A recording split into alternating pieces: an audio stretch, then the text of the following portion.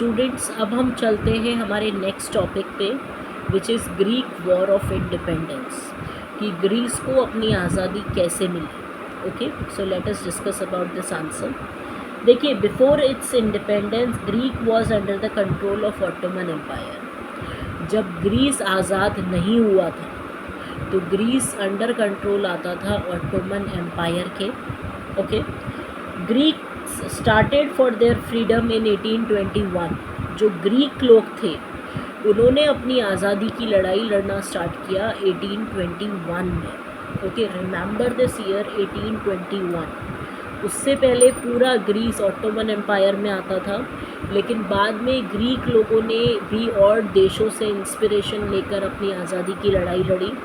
और इन्होंने क्या किया, इन्होंने वो आज़ादी की लड़ाई स्टार्ट करी 1821 में। फाइन, ग्रीक को जो सपोर्ट मिला वो उन कॉमन लोगों से मिला था जो ग्रीस में ही एग्ज़ाइल में रहते थे, मतलब बेचारे देश के बाहरी हिस्से में रहते थे। उन लोगों से ग्रीक के जो लोग थे उनको सपोर्ट मिला। ओके, यहाँ एक बहुत वेल नोन इंग्लिश पोएट थे जिनका नाम था बैरन। ओके, ये जो बैरन थे इनके अंदर इतना देशभक्ति का जज्बा था कि इन्होंने कविता लिखकर जितना भी पैसा कमाया था ये उस पैसे को लेकर बैटल फील्ड में पहुंच गए थे, मतलब उस जगह पहुंच गए थे वहां जहां आज़ादी का युद्ध हो रहा था। लेकिन अनफॉर्चुनेटली वहां पहुंचकर ड्यू टू हाई फीवर इनकी डेथ हो गई। लेकिन ये एक इंस्पिरेशन बन गए ग्रीस इंडिपेंडेंस के लिए। ओके, फाइनली क्या हुआ 1832 में, एक देखिए आज़ादी की लड़ाई 1821 में स्टार्ट हुई थी जब इन्होंने स्टार्ट की थी, तो करीब इनको कितने साल लग गए 1821 से 1832 का अगर मैं लगाऊं तो करीब इन्हें 12 साल 10-12 साल लग गए अपनी आज़ादी की लड़ाई लड़कर उसको रिज़ल्ट लेने में।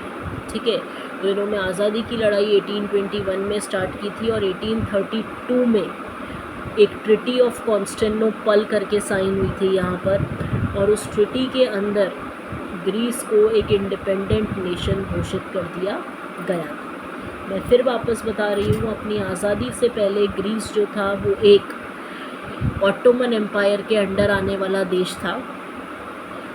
ग्रीस ने अपनी आज़ादी की लड़ाई स्टार्ट करी इन द ईयर 1821।